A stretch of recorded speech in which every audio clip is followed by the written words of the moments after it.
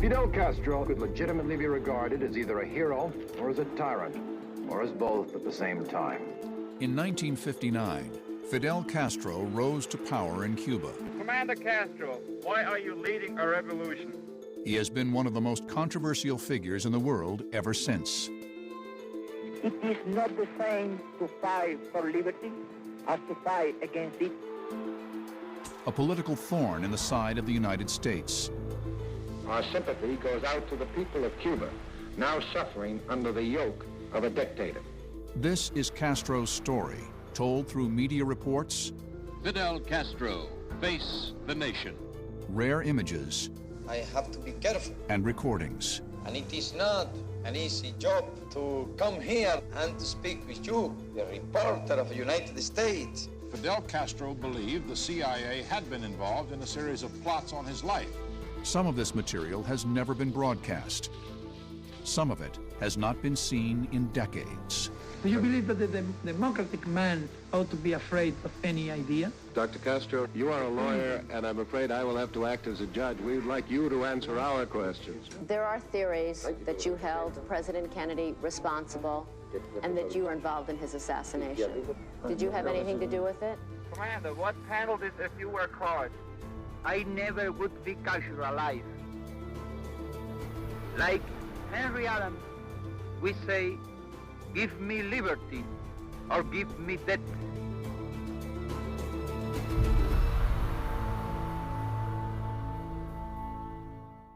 This program was made possible in part by contributions to your PBS stations from viewers like you. Thank you.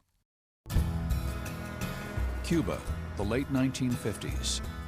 For tourists, Cuba is an exotic land of wonder. Gambling casinos, restaurants, luxury hotels, swimming pools, and miles of pristine beaches.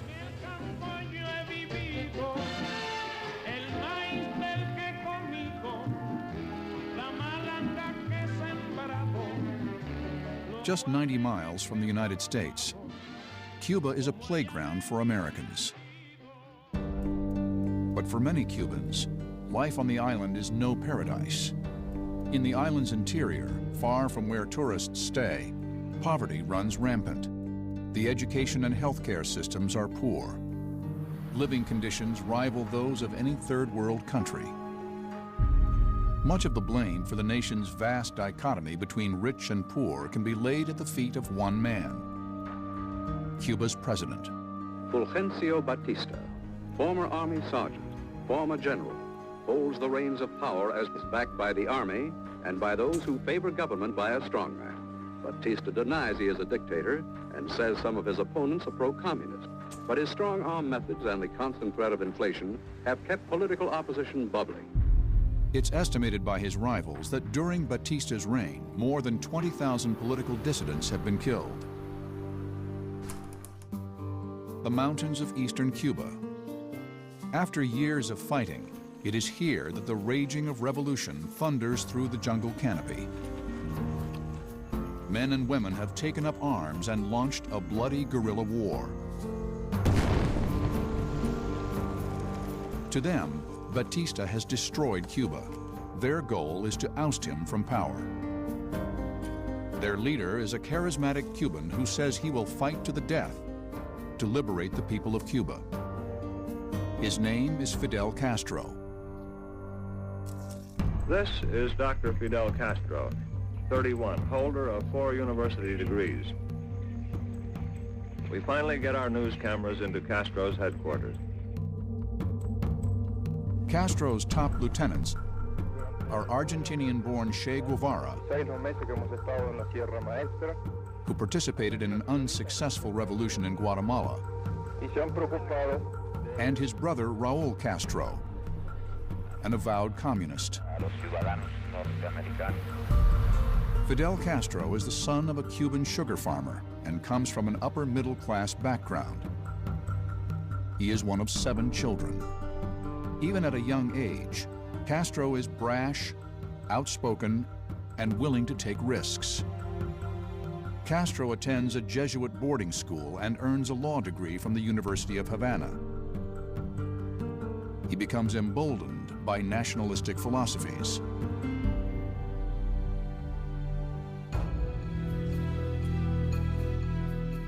In 1952, Castro runs for Congress to help improve Cuba. But before elections are held, Batista takes power in a military coup. In response, Castro gathers a group of anti-Batista revolutionaries. They plan an attack on the military barracks in Moncada. Castro believes by taking the barracks, they will acquire enough weapons to begin an uprising against Batista.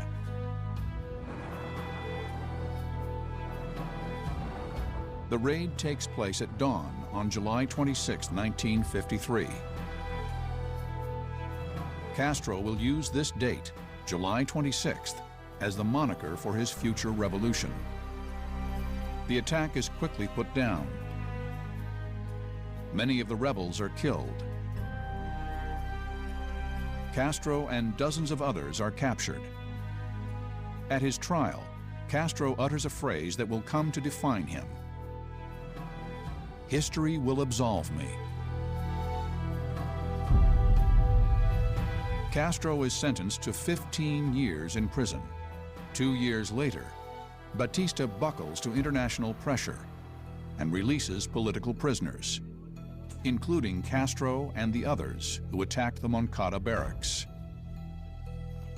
In 1958, they gather again in the Sierra Maestra Mountains to fight Batista's soldiers. Commander Castro, why are you leading a revolution? I am leading a revolution because the legal government of my country was overthrown by the army led by Batista. 82 days before a general election in which the people of Cuba was going to elect its own government. And instead of that, General Batista established a bloody tyranny. For finishing that tyranny and for re-establishing a legal government in my country, we are fighting now. So what did you seek to accomplish in coming here, and what do you feel that you are accomplishing by being here in these remote mountains? It is not the same to fight for liberty as to fight against it. All the people of the Sierra Maestra are with us. We have struck the spark of the revolution. Batista does not want to admit that he is incapable of defeating us. Castro's leadership is precise. He stations scouts throughout the mountains. The rebels always know where Batista's soldiers are, and the soldiers have no idea where Castro is hiding. What is your political philosophy? Are you a communist or a Marxist? There is not communism or Marxism in our ideas. Our political philosophy is representative democracy and social justice in a well-planned economy.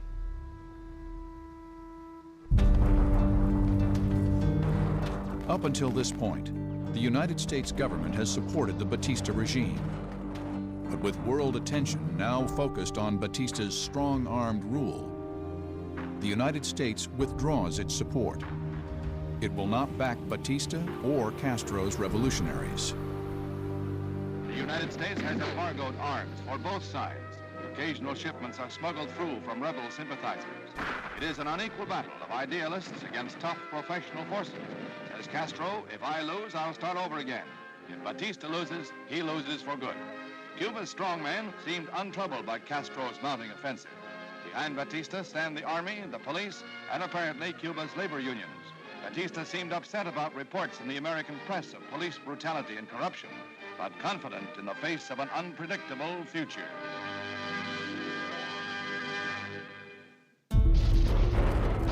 After months of fighting, revolutionary forces wage a battle for 3 days before making a move into Havana.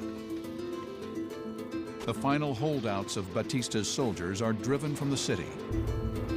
Castro's ragged band of revolutionaries, exhausted from 3 years of non-stop fighting, stormed the capital. Their struggle to remove Batista from power is about to come to an end. New Year's Eve in Havana. Fighting was reported in Las Villas province between the soldiers of Fulgencio Batista and rebel units. A few hours later, 4 a.m. Havana time, New Year's morning, a phone call, and the report Fulgencio Batista and his coterie had fled in surrender. From his stronghold in the wild Sierra Maestre Mountains, Cuba's Fidel Castro emerged triumphant after 2 years of guerrilla warfare against the Batista regime. A revolution that began with Castro a fugitive, practically alone, landing with 82 followers, to be nearly wiped out by government forces, ended with the flight of dictator Fulgencio Batista and the entry into Havana of rebel forces to be acclaimed by the city. In his lifetime, the bearded cigar-smoking idealist has become a legend. For most Cubans, this is the first glimpse of the man whose name became a byword during 25 months of guerrilla fighting. It's a simple matter to know when a revolution has begun. It's not so easy to know when a revolution has ended. This has been and is the revolution of Fidel Castro. The Cuban people admire Castro because his rise to power is not from a military coup d'etat, but a popular revolution. Castro is a dynamic speaker. He's persuasive and filled with fire. He's abundantly endowed with the high confidence and the humility of a biblical prophet. Fidel Castro with the dogs of peace sitting on his shoulders as he surveys the crowd that is tonight celebrating Cuba Libre. Fidel Castro, face the nation. In the early hours of yesterday morning, this was the scene in a studio of television station CMQ in Havana, Cuba. Dr. Castro, could you tell us what your opinion is of United States policy during this period of your revolution? Do you want to tell you the truth? That's all we want. Do you see those Sherman tanks? Do you see those airplanes? Do you see those big bombs of 500 pounds? They were sold by government of the United States to Batista. Despite his criticism, Castro wants to maintain good relations with the U.S., but that does not stop him from enacting brutal reprisals at home. In the months following Castro's rise to power, hundreds of Batista's loyalists are put on trial, sometimes in Havana's sports palace. Batista aide Major Sosa Blanco, charged with 200 murders, faces a military tribunal. 3 judges still wearing the revolutionaries' jungle battle dress. Says Blanco of the crowd, "I am in a Roman Colosseum. 45 witnesses come forward to tell of acts of brutality and murder. Men, women, and children testified. The decision is death." Nearly 500 of them are found guilty. They are executed by firing squad.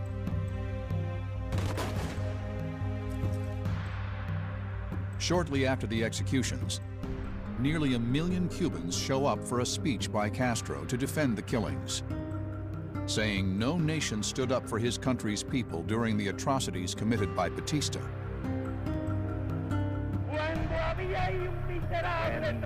In that palace, there was a miserable traitor, a criminal who killed over 20,000 of our compatriots. Those campaigns were never made against Cuba.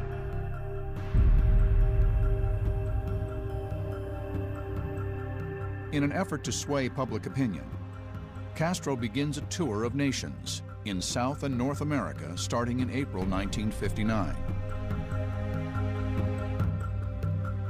Huge crowds show up to see Castro, who is now a symbol of revolution. His reputation soars as a populist leader.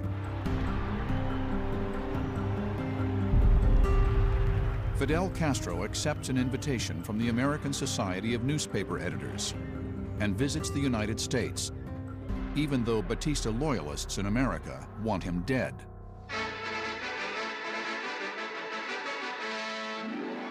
A tumultuous welcome for Fidel Castro. A cheering, singing, flag-waving crowd of thousands greets the Cuban revolutionary leader and premier as on arrival he pushes past police and security guards to return the enthusiastic greeting, despite rumors of assassination plots against him. Castro is hugely popular with the American public. Along with his immense charisma, he is seen as an island version of Robin Hood, who has brought freedom to an oppressed people. Despite Castro's popularity with the American public, the government is wary of the Cuban revolutionaries' communist leanings. Outside Penn Station, police break up a demonstration by a few supporters of Cuba's ousted dictator Batista. And Castro, in a record slow time of 24 minutes, crosses the street to his hotel, almost swamped by the excited crowd. It's one of New York's most enthusiastic receptions for a visiting notable in quite a while.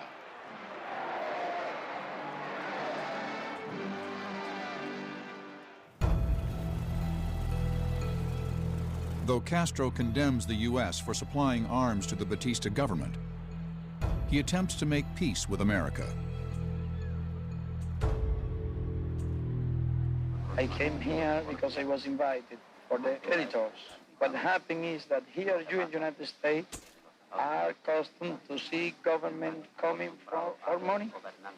No, I came for good relations, for good understanding, for good economical relations. We are now poor people, but in a rich country. What we want is to work in our rich country. Our guest likes rifles and cigars. As a very young boy, he took up a typical Cuban sport, the breeding of fighting cocks. It is my pleasure to present to you Dr. Fidel Castro. You have said, sir, that dictatorship is impossible if public opinion approves. Did not Hitler, Mussolini, and Perón have public support? We are against all kind of dictatorship. We are against all kind of dictator. That is our idea. Mr. Prime Minister, what is your impression of Vice President Nixon? I got really a good impression of the Vice President Nixon. Nixon has a different opinion. While in Washington, U.S. President Dwight D. Eisenhower avoids meeting with Castro. Instead, he sends Vice President Nixon to meet with the Cuban leader.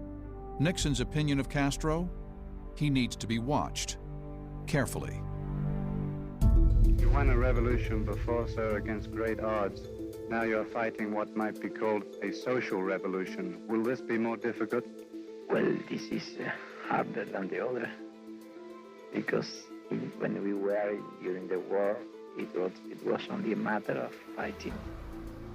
Now it's a matter of produce and to create and to take care with all the matters of the country and all the citizens. Because the Batista government had looted Cuba's treasury, the leaders of the revolution discover they don't have enough money to run the government. Though the U.S. public has embraced Castro, the United States government doesn't trust him, fearing he is a communist. And though he initially had said his country did not need help from the United States, Castro realizes Cuba cannot survive in its current condition. But the U.S. refuses to give Cuba any additional aid. Instead, Castro turns to the Soviet Union for help, further stoking the fires of the Cold War between the Soviets and the United States.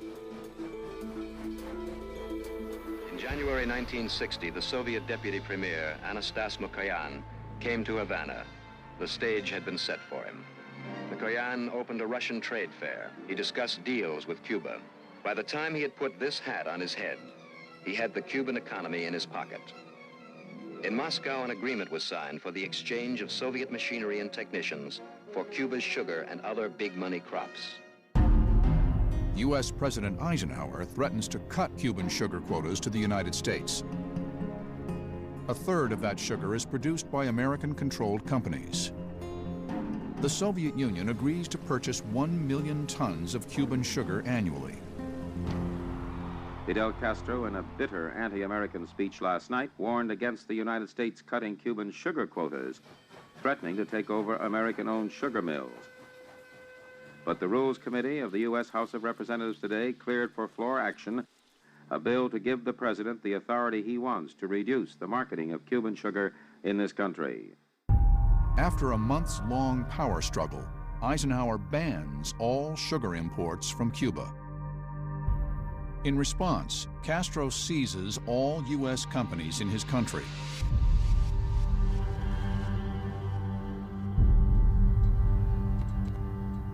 Tanto quedan nacionalizadas todas las empresas de la compañía eléctrica, todas las empresas de la compañía de teléfono, todos los bienes, por supuesto, y empresas de la Texaco y de la ESO. Y además, los 36 centrales azucareros que tenían.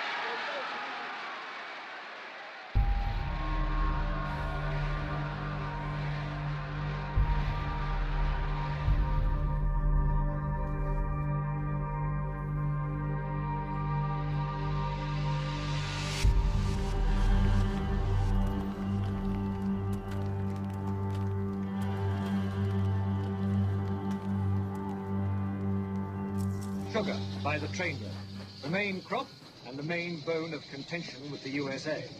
Many communist bloc countries have promised to take Cuban sugar in exchange for the things Castro needs. It looked easy, so I thought I'd cut a cane or two for Castro myself.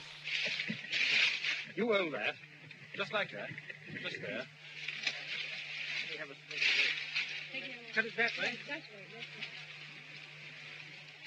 Oh, made it in one. Can I have that for a moment? You know, this could cost me my American visa. After months of Castro seizing American businesses, the United States enacts a trade embargo against Cuba. That embargo still exists today. There is a limit to what the United States in self-respect can endure. That limit has now been reached. Our sympathy goes out to the people of Cuba, now suffering under the yoke of a dictator. Secretly, the United States looks for a way to remove Castro from power. But the U.S. does not want its own troops invading Cuba. Instead, President John Kennedy agrees to have U.S. military advisors train Cuban exiles. Their goal? To invade Cuba at a small cove on the island's south side, called the Bay of Pigs, and remove Castro from power. This is an NBC special news report. Cuba tonight is an island in revolt. Against the revolutionary forces of Prime Minister Fidel Castro, another revolt has begun, and Castro's strange and wild career may be approaching an end. It is advisable to say maybe, because everything will depend on whether the people of Cuba and the army are loyal to Castro. Dawn, Monday, April 17th, Bay of Pigs, Cuba. The first units of the brigade reached the beach without opposition. Among them is Humberto Diaz Aguirre of the 2nd Battalion, H Company. A soldier from the rear yelled, "We are in the Army of Liberation. We came to fight communism." The militiamen answered, "Fatherland of death, long live Fidel Castro," and the shooting began. The assault has begun on the dictatorship of Fidel Castro. Landings were effected by rebels at several places on the Cuban coast, and the rebellion against the red-tinged dictator was on. The invading troops receive no support from the people of Cuba, dooming hopes that the exiles can win through a popular uprising.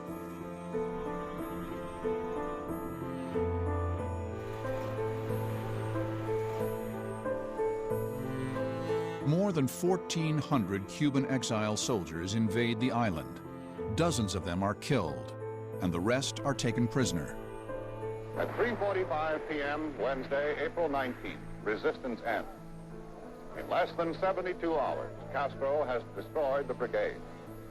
The American planned, financed, trained, and backed invasion of Cuba is now a total failure. For many Cubans, Castro's revolution is wrong from the start, but most are afraid to speak out, fearing they will be arrested or killed. Good evening. Each week, almost 2,000 Cubans find they have had enough of Castro, so they get out and come to Miami, Florida. The Cubans generally advocate a return home by military invasion with American help, but there is no evidence of any plan to try that again, so while they wait for something to happen, they just wait. They want to stay here to help him any moment with a gun, with a rifle, to fight against Fidel Castro. And it's those refugees that give the United States news that Castro has made a deal with Premier Nikita Khrushchev of the Soviet Union. The exiles say the Soviets are bringing more than economic aid to Cuba. They are bringing weapons. Just a few moments ago, White House Press Secretary Pierre Salinger indicated that Mr. Kennedy's remarks will concern a matter of the highest national urgency. We do know also that the President has been meeting with high officials of the government throughout this day in an atmosphere of near crisis. Okay, now we're ready. Hear from his office in the White House, the President of the United States. This government, as promised, has maintained the closest surveillance of the Soviet military buildup on the island of Cuba. Within the past week, unmistakable evidence has established the fact that a series of offensive missile sites is now in preparation on that imprisoned island. The purpose of these bases can be none other than to provide a nuclear strike capability against the Western Hemisphere.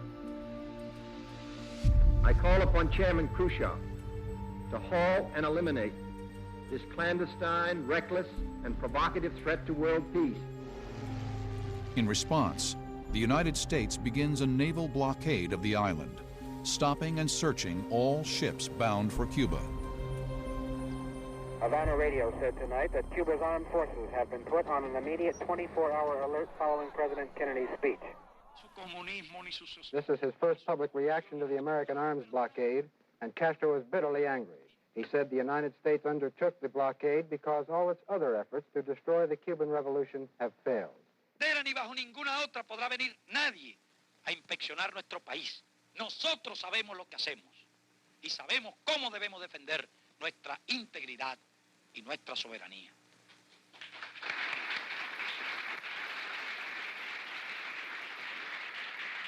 Y nuestra, de todos, de los revolucionarios, de los patriotas, será la misma suerte. Y de todos será la victoria.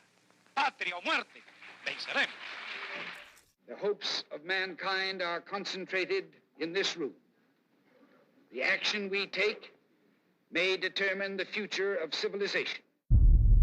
I have taken the necessary steps to deploy our forces to be in a position to make effective the quarantine at 2 p.m. tomorrow, Greenwich time.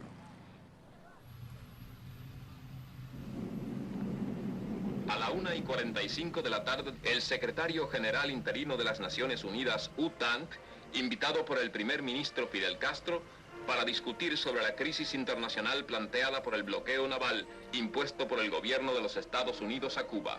En las reuniones de la representación del gobierno revolucionario con la delegación de las Naciones Unidas presidida por UTANT, Cuba fija con claridad su posición ratificando los 5 puntos de la declaración del primer ministro Fidel Castro.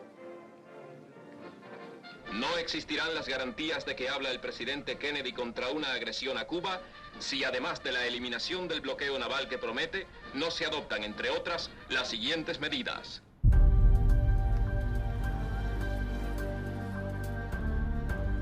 Over the next week, Kennedy and Khrushchev send letters back and forth, each demanding the other back down.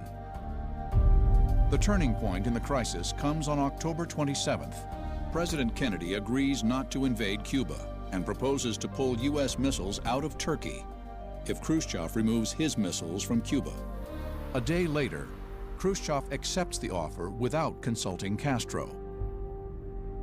Castro is furious that he is cut out of the conversation. We will not, of course, abandon the political, economic, and other efforts of this hemisphere to halt subversion from Cuba, nor our purpose and hope that the Cuban people shall someday be truly free. Despite Kennedy's declaration that Castro must make his people truly free, years pass with no change. Cuba is separated from the United States by 90 miles of ocean and 15 years of history. Geographically near, Cuba ideologically forms part of another world.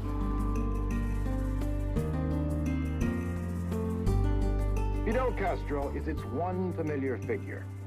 Dynamic, eloquent, authoritarian.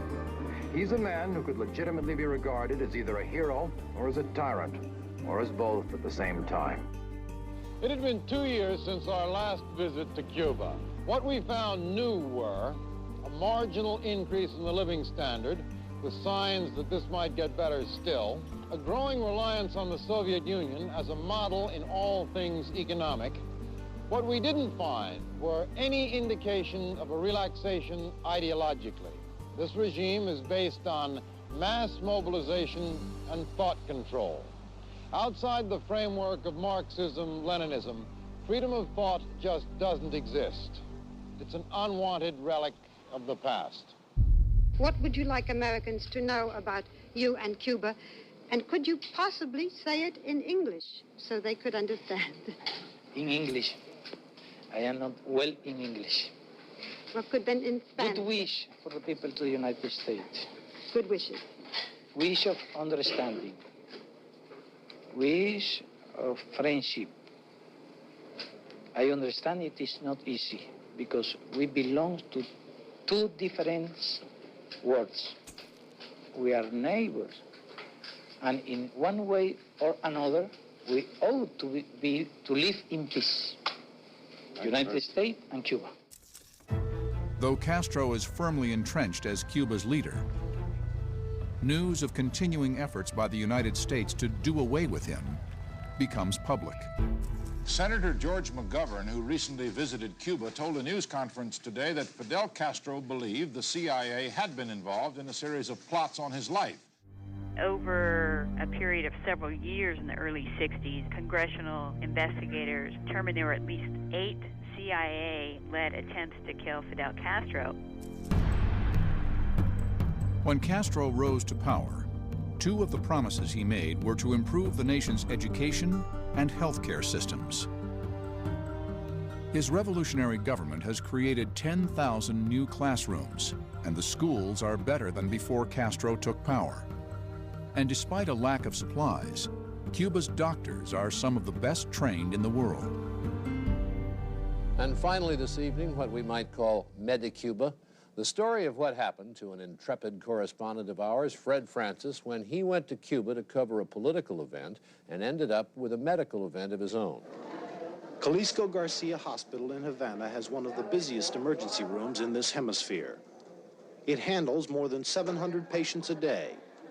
Only a handful of American hospitals like Bellevue in New York and Cook County in Chicago care for that many patients each day. And the quality of care here is very good. It is also free of charge. All health care for Cuba's 9.5 million people is free. I had to be rushed to the emergency room one morning. I was suffering with severe burning abdominal pain in my left side. I was in the hospital 2 days, and I could see evidence of the American economic blockade everywhere. Much of the equipment was old. This X-ray machine, used in a urogram test to locate my kidney stones, was rusted.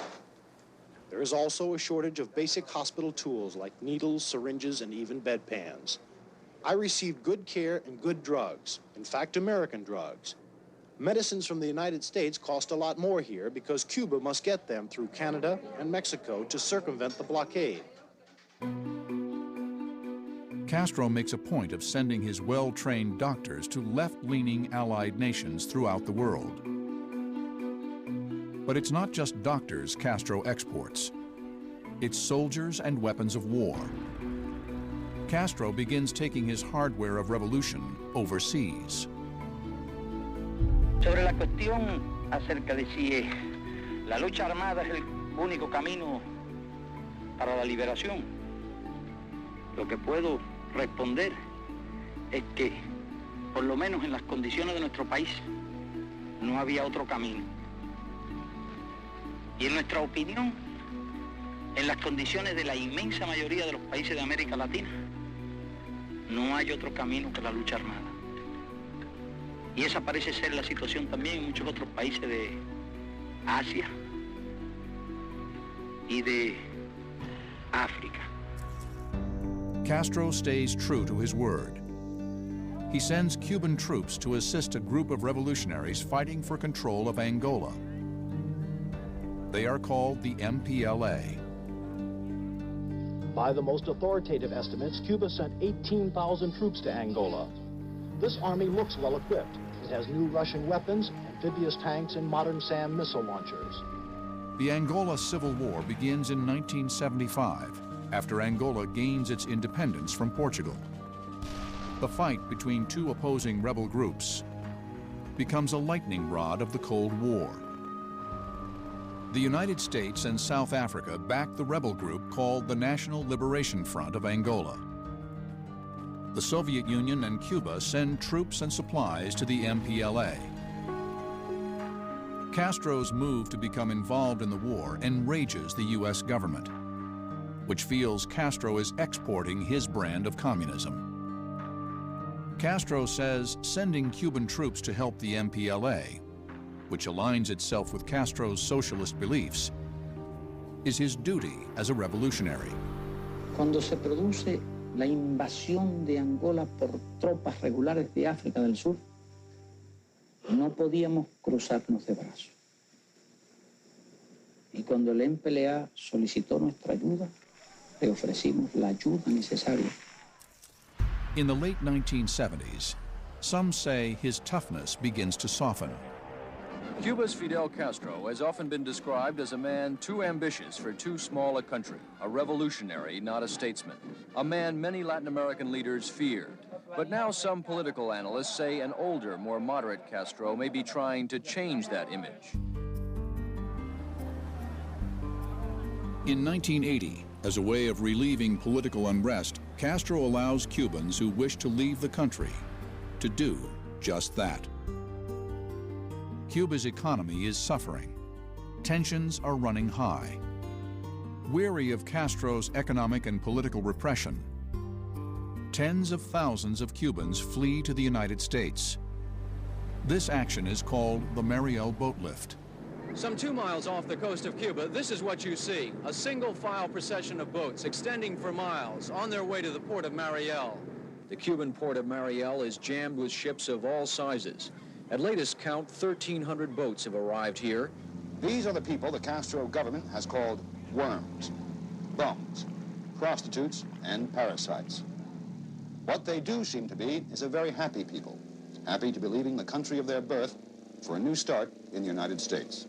Revolucionario, quien no tenga sangre revolucionaria, quien no tenga una mente que se adapte a la idea de una revolución, quien no tenga un corazón que se adapte al esfuerzo y al heroísmo de una revolución, no los queremos, no los necesitamos. Within months, 125,000 Cubans have immigrated to the United States. The boat lift has become a political nightmare in the U.S., with many Americans burned out from the non-stop arrival of Castro's Cubans. Many believe Castro is emptying his jails and sending criminals to Florida. At the end of October 1980, Castro closes the port of Mariel to boats from America.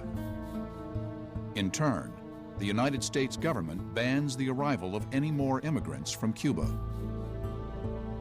The end of the boat lift comes 5 days before Ronald Reagan is elected President of the United States. During his presidency, the tough-talking Reagan does not mince words when it comes to Fidel Castro. Over the past few weeks, Fidel Castro has been making anti-American speeches and staging anti-American rallies as he celebrates 25 years in power. Last night, it was President Reagan's turn to mark the anniversary of the Cuban Revolution. The most important question remains, where is Cuba heading? Cuba's economy is incapable of providing you and your families your most elementary needs, despite massive subsidies from abroad. But your leaders tell you, don't complain, don't expect improvement, just be ready for more sacrifice. But why are your leaders so unwilling to let you hear what others think and say? If the power of truth is on their side, why should they need to censor anyone's views? Your system, which you say works very well, it does presuppose that the leadership of the country, you, are always right, that you are infallible. Is that not so? No, it does not presuppose that. You will not see a statue of me anywhere, nor a school with my name, nor a street, nor a little town, nor any type of personality cult. We have always been honest. We have always told them the truth. This people know that from the government, a lie has never been told to them. And I ask you to go to the world, tour the world, and go to the United States and ask if they can say what I can say, that I have never told a lie to the people. But what if they do disagree with the revolution and they're Cuban? Why can't they stay here and voice their opinion? We accept opposition within the revolution, not against the revolution. No one forces them to stay.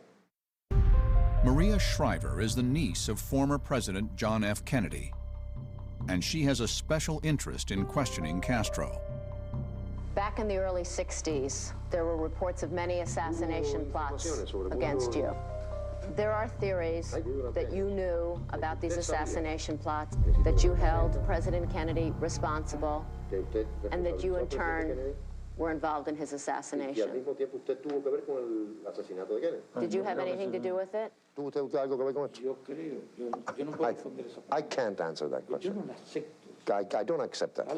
No, that I cannot accept such a charge. To plan an action against the President of the United States is something irresponsible, mad, because I saw in Kennedy an adversary, an intelligent, a capable one. The day when Kennedy was murdered, I felt something empty. Actually, it hurt me. I must tell you very honestly, because I thought it was an unfair death.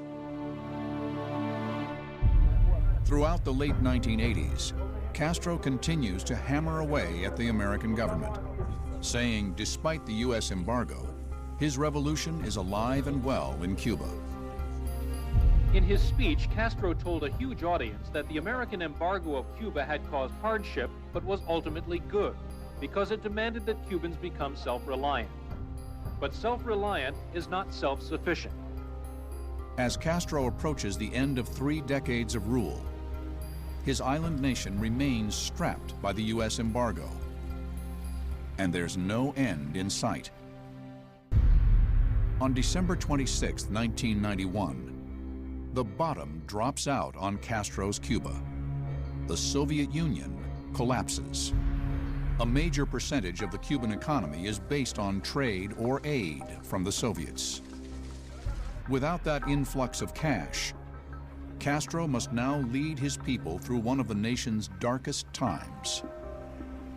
Many become desperate and risk their lives in rafts to escape Castro's Cuba. Castro calls this the special period. Estamos en periodo especial, un periodo difícil, un periodo uno de los más difíciles de nuestra historia. ¿Por qué? Porque no hemos tenido que quedar solos frente al imperio, solitos. ¿Y qué hacía falta para quedarse solo frente al imperio?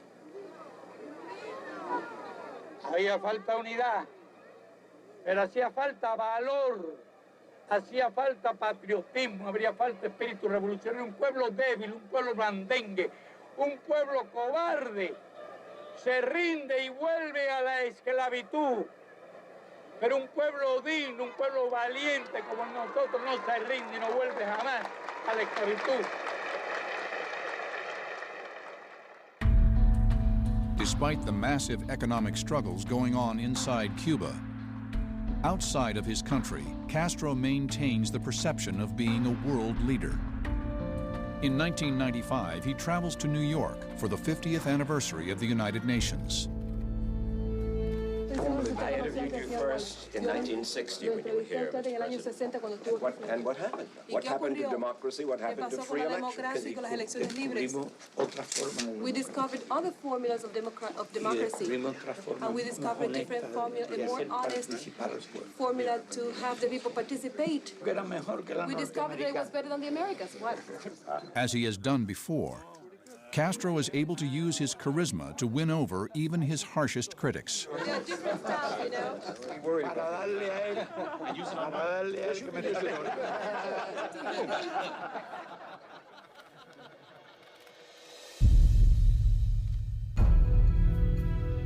But there is no softening of political relations between the United States and Castro. A Cuban military jet shoots down 2 civilian airplanes just 1 year after his visit to New York. Castro claims the airplanes violated Cuban airspace. The planes are from the United States. At the controls of the aircraft are 4 pilots from an organization called Brothers to the Rescue. The group gives assistance to Cubans fleeing their country by boat. All 4 of the pilots are killed. Just 4 days after Cuba shot the 2 U.S. civilian planes out of the sky, Congress and the President came to terms on the new steps against Cuba. The bill aims to economically strangle Castro by discouraging all foreign investment in Cuba. It will send a powerful, unified message from the United States to Havana that the yearning of the Cuban people for freedom must not be denied. The additional sanctions against Cuba include the right of the United States to halt trade with any non-U.S. company that does business with Cuba, forcing companies to choose: do business with Castro or do business with the United States. 3 years later, the battle between Castro and the U.S. evolves into an unexpected war of words, this time in a custody battle over a 6-year-old refugee named Elian Gonzalez. The boy was found floating in an inner tube off the coast of Fort Lauderdale. Friday, the bodies of 2 women were found off Fort Pierce in Jupiter, Florida, including the boy's mother.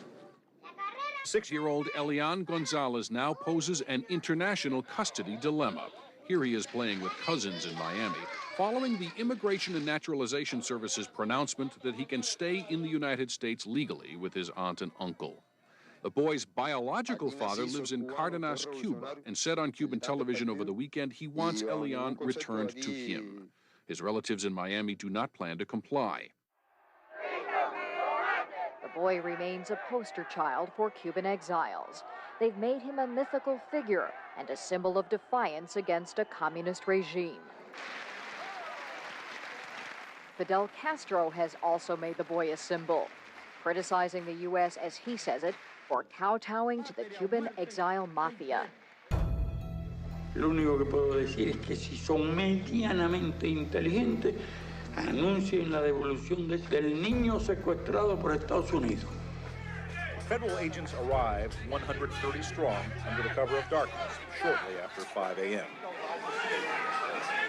The 6-year-old was found in a bedroom closet with one of the fishermen who had rescued the boy off the coast of Florida last November.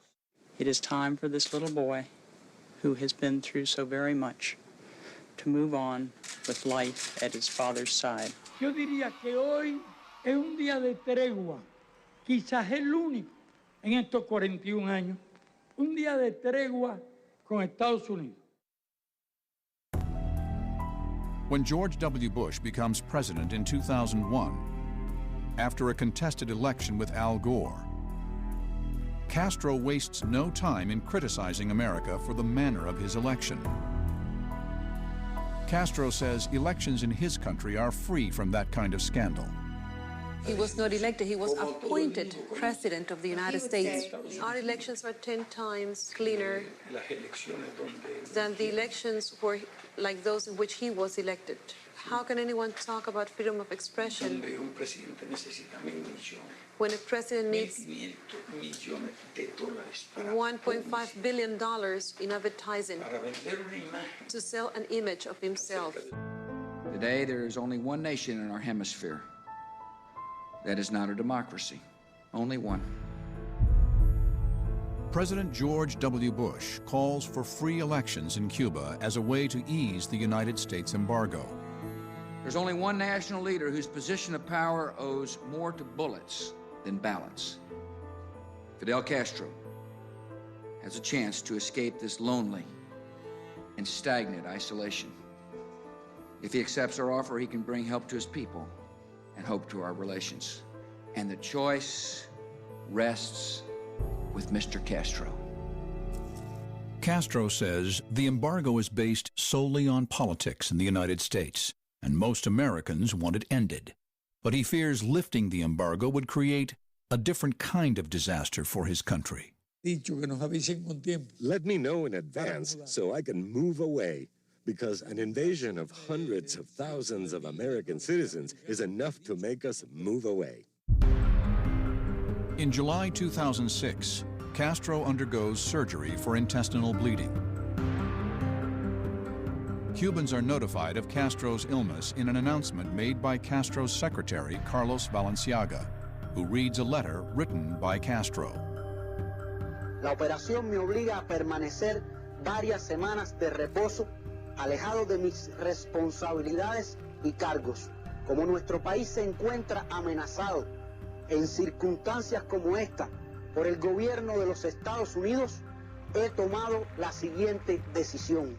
Delego con carácter provisional mis funciones como primer secretario en el segundo secretario, compañero Raúl Castro Ruz. 2 years later, in 2008, Castro officially steps down, handing over his country's presidency to his brother, Raúl. Raúl Castro Ruz.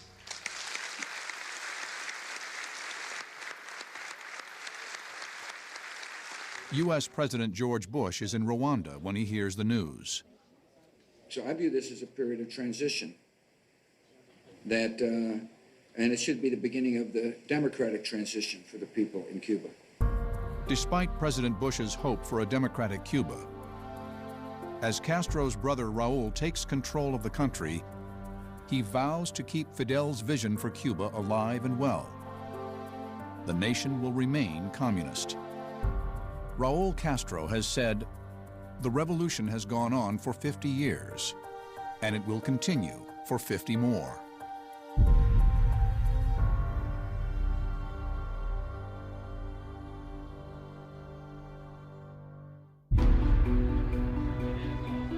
For those who believe in Castro's revolution, he will always be the father of the nation. His fight in the Sierra Maestra Mountains is the stuff of Cuban legend. Batista does not want to admit that he is incapable of defeating us. The charisma and complexity he showed from his earliest days of power never faltered. Y sabemos cómo debemos defender nuestra integridad y nuestra soberanía. At every turn through 5 decades, Castro defied the United States. Despite all his tools of oppression, Fidel Castro will need to answer to his people.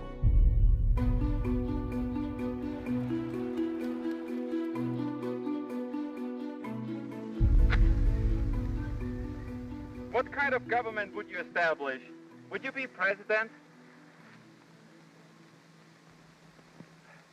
We will establish a real representative and democratic government.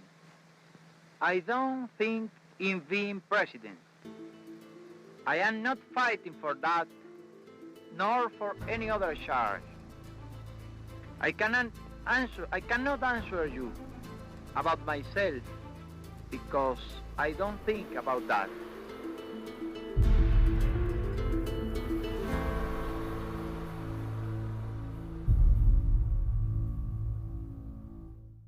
This program was made possible in part by contributions to your PBS stations from viewers like you. Thank you.